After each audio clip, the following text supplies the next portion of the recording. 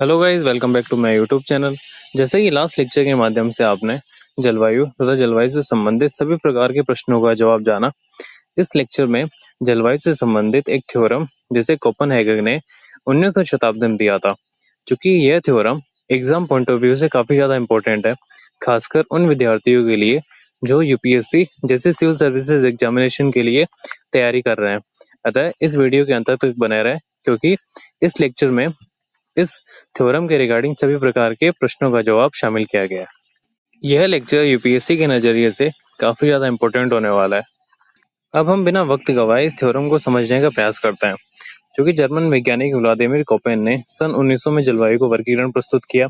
बाद में Rudolf Geiger ने इसमें संशोधन किया। यह प्रणाली इस विचार पर आधारित है कि वनस्पति किसी क्षेत्र की जलवायु का सबसे अच्छा दर्पण है। यह वर्गीकरण मुख्यतः तापमान और वर्षा के आंकड़ों के आधार पर किया गया। इस वर्गीकरण को हम आने वाली स्लाइड्स के माध्यम से समझने का प्रयास करेंगे। कोपेन ने वैश्विक जलवायु को तापमान और वर्षा के आधार पर विभाजित करने के अलावा कुछ वैश्विक जलवायु को कलर कोडिंग के आधार पर भी दर्शाया। जिस प्रकार आप देख पा रहे हैं, तो ब्लू कलर यहाँ पोलर और सब पोलर जोन को दर्शाता है, ग्रीन कलर टेम्परेट जोन को, जबकि येलो कलर सब ट्रॉपिकल जोन को और ऑरेंज कलर ट्रॉपिकल जोन को दर्शाता है। यदि आसान भाषा में समझने का प्रयास करें, तो रंगों के आधार पर विभाजित की गई वैश्विक जलवायु को तापमान और वर्षा के आधार पर ही विभाजित किया गया है। अब हम कोपेन प्रणाली को समझने का प्रयास करते हैं। चूंकि कोपेन प्रणाली में जलवायु को 5 समूहों में विभाजित किया गया है, जिन्हें अल्फाबेटिक ए, बी, सी, डी, ई के माध्यम से दर्शाया गया है। इस प्रणाली में इन समूहों के उप श्रेणियां भी देखी जाती है। प्रत्येक अक्षर अपना अर्थ लिए और कुछ आधार लिए रहता है। सबसे पहले हम कैपिटल ए की बात करते हैं। यह ट्रॉपिकल अर्थात उष्णकटिबंधीय जलवायु है, जिसे कर्क रेखा और मकर रेखा के मध्य देखा जाता है। इन क्षेत्रों में वर्ष के हर महीने का औसत तापमान लगभग 18 डिग्री या 18 डिग्री सेंटीग्रेड से अधिक बना रहता है।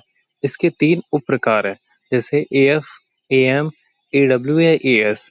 एएफ एक वर्ष पर जलवायु देखी जाती है, एएम मानसूनी प्रकार की जलवायु, एडब्ल्यू या एएस जिसमें सूखा शुष्क मौसम का समय निर्देश है। चूंकि इन प्रकार की जलवायु को याद करना अत्यंत मुश्किल है, तो इन जलवायु को शॉर्ट ट्रिक के माध्यम से समझा जाए। एएफ प्रकार की जलवायु उन क्षेत्रों में देखी जाती है जहां पूरे वर्ष पर वर्षा होती है। एएम प्रकार की जलवायु वहां देखी जाती है जहां मानसूनी प्रकार की जलवायु होती है। और एडब्ल्यू या एएस प्रकार की जलवायु की बात करें, तो डब्ल्यू का मतलब विंटर सीजन और एस का मतलब समर सीजन। एडब्ल्यू प्रकार की जलवायु शुष्क शीत ऋतु और ग्रीष्मकालीन वर्षा, और एएस प्रकार की जलवायु शुष्क ग्रीष्म ऋतु और शीतकालीन वर्षा। अब हम बी प्रकार की जलवायु की बात करते हैं। क्योंकि बी प्रकार की जलवायु उन क्षेत्रों में देखी जाती है जहां अधिक तापमान, कम वर्षा और अधिक शुष्कता देखी गई है। यह समूह उन स्थानों के लिए है जहां वार्षिक वर्षा इतनी कम होती है कि वाष्पोत्सर्जन प्रमुख नियंत्रण का कारक बनता है। बी समूह के लिए एक वर्षा सीमा गणितीय रूप से परिभाषित की जाती है। यदि वार्षिक वर्षा उस सीमा से कम होती है, तो वह क्षेत्र BW अर्थात डेजर्ट और BS अर्थात स्टेपी या सेमी एरिड में आता है।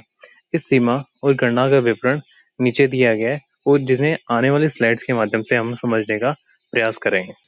अब हम सी प्रकार की जलवायु की बात करते हैं। मुख्य सी प्रकार की जलवायु टेम्परेट क्लाइमेट में देखी जाती है।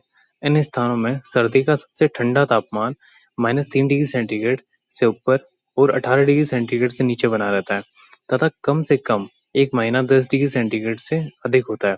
इस प्रकार की जलवायु को वर्षा की पैटर्न के आधार पर 3 प्रकार में तथा गर्मियों की तीव्रता के आधार पर 3 प्रकार में विभाजित किया गया है, जिन्हें स्मॉल अल्फाबेटिक टर्म्स के माध्यम से दर्शाया गया है, जैसे स्मॉल एफ, स्मॉल एस और स्मॉल डब्ल्यू।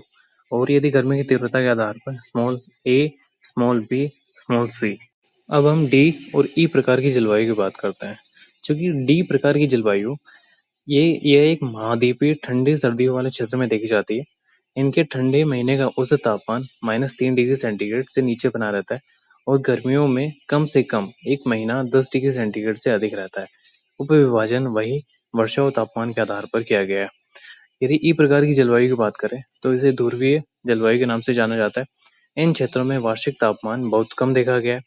ई प्रकार की जलवायु को समझ 2 भागों में विभाजित किया गया है, जिसमें टी अर्थात टुंड्रा प्रकार की जलवायु, जबकि एफ मतलब आइसके प्रकार की जलवायु। ईटी जहां सबसे गर्म महीने का औसत तापमान लगभग 0 डिग्री सेंटीग्रेड से लेके 10 डिग्री सेंटीग्रेड के बीच बना रहता है और EF में सभी महीनों का औसत तापमान लगभग 0 डिग्री सेंटीग्रेड से नीचे ही रहता है। अब हम स्मॉल अल्फाबेटिक टर्म्स के बारे में जानेंगे।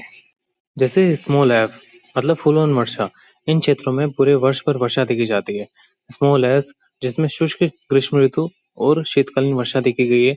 स्मॉल डब्ल्यू जिसमें शुष्क शीत ऋतु और ग्रीष्मकालीन वर्षा देखी जाती है। इसी प्रकार स्मॉल एम उन क्षेत्रों में देखी जाती है जहां मानसून प्रकार की जलवायु होती है। इसी प्रकार कुछ स्मॉल अल्फा, स्मॉल ब्राउ, स्मॉल चार्ली भी है। स्मॉल अल्फा का मतलब जहां औसत तापमान लगभग 22 डिग्री सेंटीग्रेड या 22 डिग्री सेंटीग्रेड से अधिक बना रहता है। ब्राउ मतलब जहां जहां का तापमान लगभग 22 डिग्री सेंटीग्रेड से कम बना रहता है और 10 डिग्री सेंटीग्रेड से अधिक बना रहता है। और चार्ली मतलब जहां लगभग 1 से लेकर 3 महीने का औसत तापमान 10 डिग्री सेंटीग्रेड से अधिक बना रहे। यदि इस प्रकार की जलवायु को वैश्विक आधार पर समझे तो वैश्विक स्तर पर सबसे ज्यादा बी प्रकार की जलवायु देखी जाती है और सबसे कम पोलर प्रकार की जलवायु अर्थात ई प्रकार की जलवायु देखी जाती है।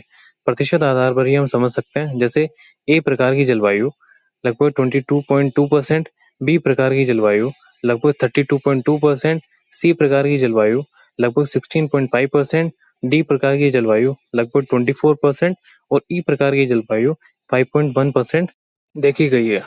अब हम कोपेन की जलवायु को भारत के संदर्भ में समझने का प्रयास करते हैं। सबसे पहले AF प्रकार की जलवायु जिसे ट्रॉपिकल रेन फॉरेस्ट के नाम से जानते हैं, यह भारत के कुछ सीमित स्थान पर देखी जाती है, जैसे अंडमान निकोबार के कुछ हिस्से। AM प्रकार की जलवायु जिसे ट्रॉपिकल मानसून प्रकार की जलवायु के नाम से जानते हैं, यह पश्चिमी घाट के निचले हिस्से या असम के कुछ भागों में देखी जाती है। AW प्रकार की जलवायु जिसे ट्रॉपिकल सवाना के नाम से जानते हैं, ये भारत के कुछ भीतरी और पूर्वी मैदानों के हिस्से में देखी जाती है। और BSH या BSK प्रकार की जलवायु जिसे एरिड या सेमी एरिड के नाम से जानते हैं, यह राजस्थान की कुछ सीमाएं पंजाब के कुछ इलाकों में देखी जाती है। BWH प्रकार की जलवायु जिसे थार डेजर्ट में देखा गया। CWA या CWB प्रकार की जलवायु भारत के कुछ उत्तरी मैदान और पहाड़ी इलाकों के मध्य ऊंचाई वाले क्षेत्रों में देखा जाता है। और ETI-AF प्रकार की जलवायु भारत में मुख्यतः ऊंचे भूभागीय क्षेत्र अर्थात ऊंचे हिमालय ऊंचाई पर देखी जाती है। चूंकि कोपेन द्वारा क्लासिफाई की गई जलवायु को वैश्विक मानचित्र पर उकेरा गया है, इसके पीछे कुछ कारणों के बारे में जानते हैं। इससे पर्यावरणीय अनुसंधान, कृषि योजना, जैव विविधता अध्ययन और जलवायु परिवर्तन के प्रभावों का आकलन करने में मदद मिलती है। आधुनिक शोधकर्ताओं ने लगभग 1 किलोमीटर तक के हाई रेजोल्यूशन कोपेन मानचित्र भी विकसित किए हैं, जो वर्तमान और भविष्य दोनों के लिए उपयोगी सिद्ध हो सकते हैं। अब हम इस प्रकार की जलवायु की कुछ विशेषता और कुछ सीमाओं के बारे में चर्चा करते हैं। इसकी मुख्य रूप से 3 प्रकार की विशेषता देखी जाती है। फर्स्ट वन जैसे सरल और मापकीय प्रणाली, जिसमें केवल तापमान और वर्षा पर आधारित है।